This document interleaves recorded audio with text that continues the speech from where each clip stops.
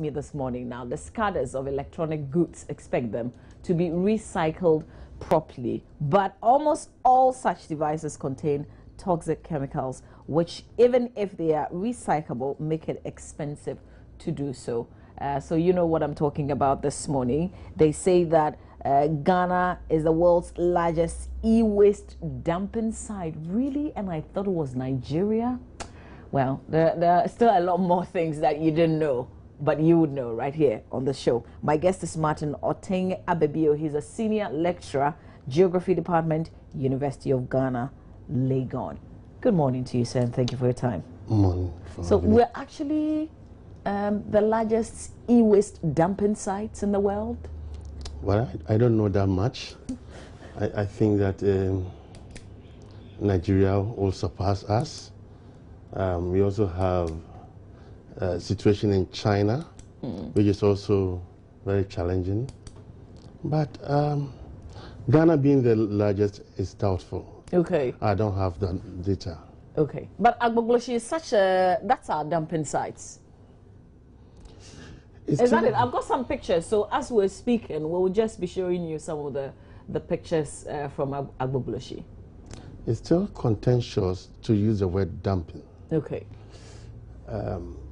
We're looking at a situation in Ghana where about 60 to 70% cannot actually use brand new electronics and depend on second-hand goods for to join the electronic waste technology. So if you recall, somewhere in 2004, in government's bid to make electronics accessible to most Ghanaians, they zero-rated the import duties on electronics, computers specifically. And that made them access. Until that time, it was rated as an essential commodity, attracting very high import duties. So 2004, it was zero-rated. And the idea was to make it accessible, affordable to broad spectrum of the Ghanaian population.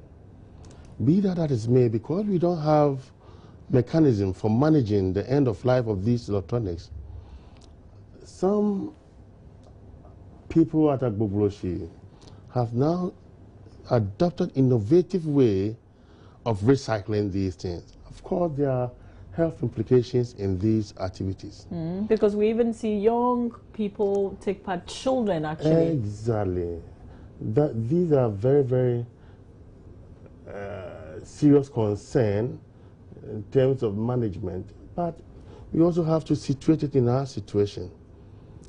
If you look at the reportage from some environmental NGOs, it becomes very challenging because they have an advocacy role that they play. From an academia point of view, I look at it from both sides, the economic side of it and the environmental health challenges embedded in the practice. Okay, so can I ask how we can manage this kind of waste? The serious aspect of the management process that we have today is the burning of the cables, which emit those toxins into the atmosphere. And that's what we're watching right now. Exactly. It's amazing that those who are even doing the burning are not wearing any protective clothing. Exactly. They're just there. Yes, those are the challenging aspect of it. And I recently, attempts are being made to find either environmentally friendly ways of managing these electronic waste. That it should be a conscious effort on the part of the government to get things done right. Because as of now, we don't have any mechanism of managing these waste. We don't have anything at all? We don't. Meanwhile, we're still importing. Yeah, that is a challenge. But do we need all the things that we import? You know, the computers, because these days we're buying brand new electronic gadgets, aren't we? Probably if you go to other part of the country, they have something, no testing. Because if you test, you will not buy. And that is the only way they can also join the electronic revolution. Not all of us can actually join the electronic revolution through buying the new ones. So majority of them still depend on used items to join the race. The problem is we don't check for functionality when we are importing these things.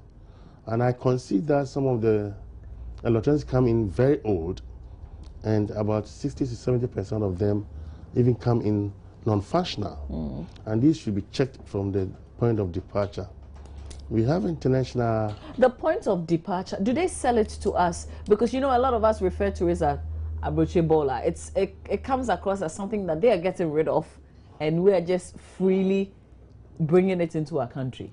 I stand the risk of being advocates of those who are engaged in this process. But the truth of the matter is that it is not only Ghana where alone that we have these items. It is the only way most of the developing countries join the electronic revolution. So it's a commercial entity by itself. And of course, we have other NGOs and which also donate to civil society on gratis. The challenge is whether they check. So some of these things are donations. Yes. But is it not a way to just dump it? If they could get rid of it properly there, they would. But they see that they have no other means of, this is very easy, this is very cheap. And so they bring it, and we think, oh, charity. And then we gladly open our hands and we take them. So it's true, it's expensive to recycle these things outside because of the strict environmental policies that they have. For example, it's about 20 times expensive to recycle a used computer in the United States than recycling it in China. So Africa has become a dumping site for them? Yeah, because Africa needs it. But some of them don't work. Yeah, that is the reason why we need to put in measures to monitor these as they departure and enter into the system. We have our custom officers at the entry points who superintend these exports. But realistically, when the things come in plenty like that, I mean, you can't plug in every computer to try and test it and see if it works. The truth of the matter is that if we had made an attempt, it would put the fear of God, as it were, in some of these importers. But because there is no institutional arrangements for monitoring these things, have given the free day to these importers who bring in anything from Pentium half to Pentium 4, if you have. If we were to stop, what would it mean for the country? It means that a lot of people will be out of the information age. That is a fact. Because, I mean, we're buying a lot of telephones, as in mobile phones, in our own country. I don't think a lot of us are relying on the ones coming from Europe and the US anymore. Yeah, I mean, the truth of the matter is that even buying the new phones, they will get old, isn't it? Yeah. Have you put in measures to recycle these new phones when they grow old? But isn't that more manageable than this whole rubbish that's coming from Europe and America being dumped here in Ghana? I will still maintain that the word dumping appears to be too strong. Okay, so what's the appropriate word that you want to use? We have a need for the things that they are dumping. But we actually go in for them. We actually go. So this is at our request. Virtually, if you like, if you want to put it that way, because we need them. It is the only way majority of us can join the information age. So let me put it this way. Do you know the sort of measures that we've put in place in terms of recycling the things that can be recycled? So the last time I engaged with colleagues at the EPA, they were formulating the national policy on recycling. I think it's still at the formulation stage. It's gone through a year or two consideration, and I'm still at the formulation stage. It has not been passed yet. But as at now, we don't have any policy on that. So we're just getting rid of the things anyhow. Yeah, people are ingeniously recycling these things.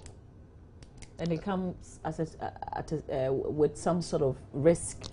Health risk, it does. And I guess, you know, the risk is not with electronic waste alone, but it's with all type of waste. Yeah. So it's a whole institutional, if I would put it, institutional failure that we need to contend with. Is somebody checking? I mean, even if we don't have a more structured way of doing this, is somebody at least checking? I guess the EPA is responsible for some of these things. And I just told you that they are in the process of formulating a policy to handle that. Yeah, until that becomes a bill and a law. And so yeah, until that, the NGOs have been advocating for a ban on the process because of its health implications. Mm-hmm.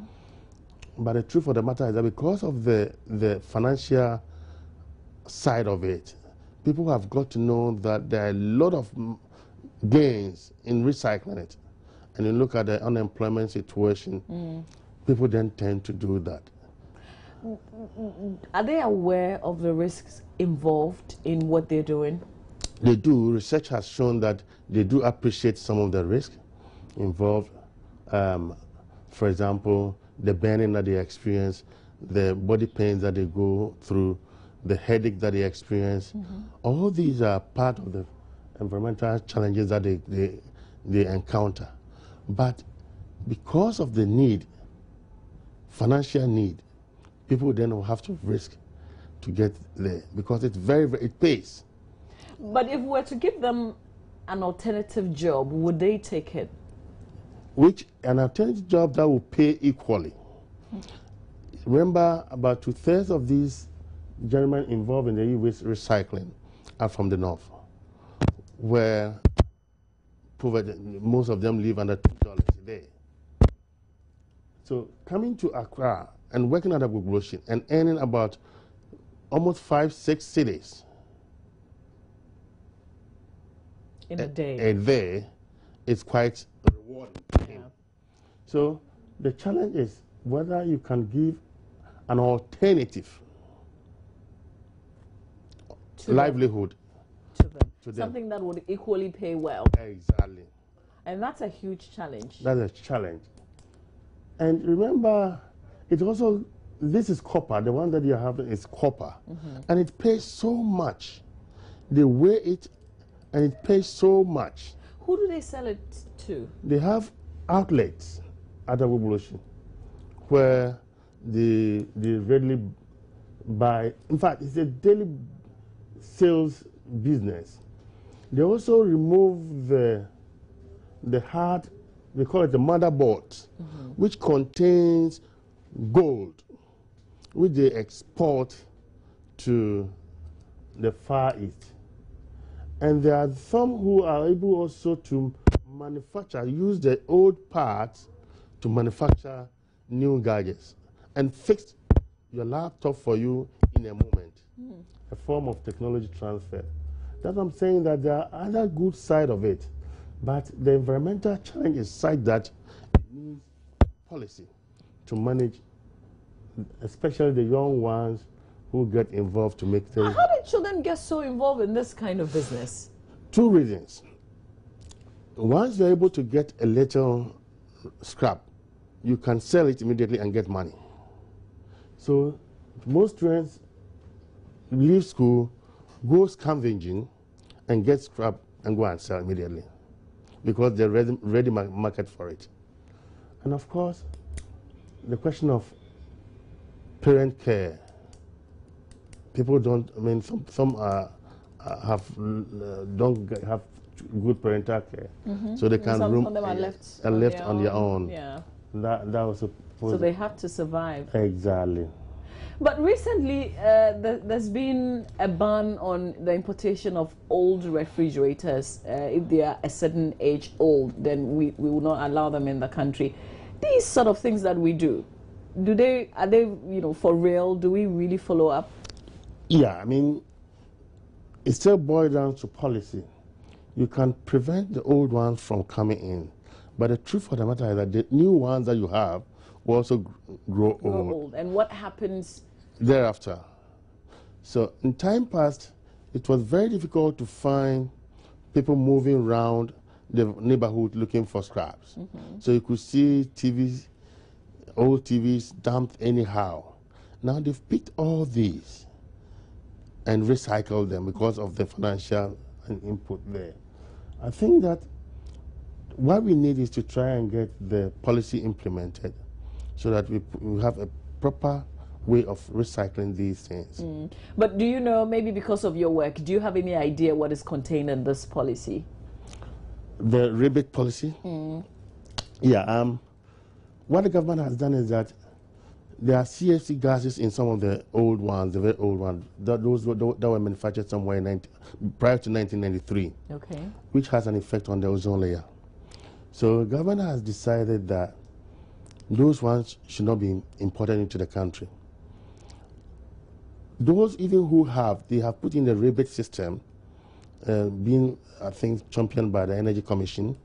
You can send those ones in and trade it off with new ones at a rebate. In fact, they've piloted that one since 2010, and now have put in motion to implement it countrywide. As to how feasible that will be is a challenge, because as you may be aware, just less than 30% of Ghanaians are within the public sector. And those are the people who have guaranteed salary that can be used as a collateral to get these things on high purchases. A farmer in my hometown somewhere in Nsita cannot do that. So that's why it's also a challenge. This is serious. So how would we ever be able to end the cycle? Because what you said, and this is really important, and it keeps hitting me, the fact that even the things that we have bought brand new will certainly get old. We would want to dispose of them someday, but how do we do it? So the fact of the matter is that there should be a national policy. Even with the ordinary waste, we don't trumpet the idea of reuse and recycling. But do we have, should we be also advocating for certain recycling plants? I guess that would be a big challenge. Within Africa, we have only one for electronics in South Africa. And even that, it doesn't do full recycling. It dismantles it and sends the parts to Far East for further recycling. Okay, but at least you are exporting it, and you make some money out of it. So even if we had a plant that was just doing that, and bailing them so that we can send them somewhere. So that's why I'm calling for a national policy.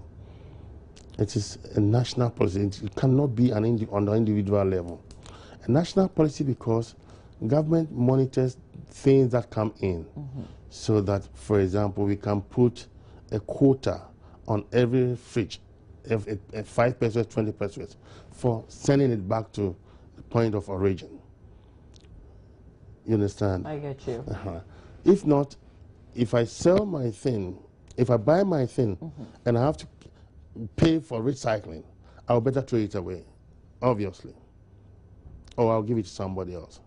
But then if the government has already taken part of the recycling and also charge those who manufacture those things, and those monies can be used to recycle these things properly at the end of the day. Okay, so let me ask you, if I put an old maybe sound system, the speakers, in my dustbin, and Zoom Alliance picks it up, do you know where they take it to? To the landfill, to the dump site. We don't have a landfill, so to the dump site. So it will still be these same people coming to pick it up from these dump sites and taking it to Agbogbloshie to do their own thing with it.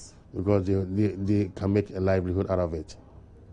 It's interesting. But how is this advocacy going? Because, I mean, you are part of a larger group that is advocating for this policy formulation. Well, Do I belong to that advocacy group? No, as in there are other civil, civil society groups who are doing this work as well. Yeah. Is somebody listening to you? That's what I mean. Yeah. We write. So if you go to the system, you'll see we've written a lot about this process and how we can get away out of it. But do you get the sense that somebody is listening to you? I'm here to. What do we have to do to get a certain response? I think that the government is being fed more with the calls from the NGOs. So I guess you were alarmed by the burning and the. That's why you called me. Yeah, because not this because, is in the center of Accra. I mean, this is not, Accra. Not because of the positives that you can gain from it if it's properly done. I hope you understand my point. I understood a bit of what, for instance, Zoom Lion does with the recycling plants. The fact that they separate them, and there are some things that they export actually to China. You know, and that would fetch them some kind of money. So we're not throwing everything away just like that. The plastic chairs, how they have a certain machine that breaks the things down into for pellets. use into something else, which is really good. If we can have plants that would do that for other things. So that is a very capital intensive project where one person cannot do that. That's a private initiative, isn't it? But we have PPP. Yeah, but the private initiative, Zoom Lion is doing things that will benefit them. So they are selective in what they do. But waste is a common good. If you cannot differentiate between what you would earn you money and what you leave what will not earn you money to go rotten. You have to manage everything. And that's why if it is government managed nationally, then they will not have a choice. But to deal with everything. To see it as a common good. If they don't do that, then it has an implication for all of us. We will get there someday. I have a feeling we would. But for this morning, I want to say thank you. You're welcome. Thank you very much for all the insights. Dr. Martin Oteng Abebio is a senior lecturer, Geography Department at the University of Ghana in Legon in Accra, Ghana. And we want to say thank you, definitely, for being a part of the AM show today, Wednesday. God willing, we will be back tomorrow.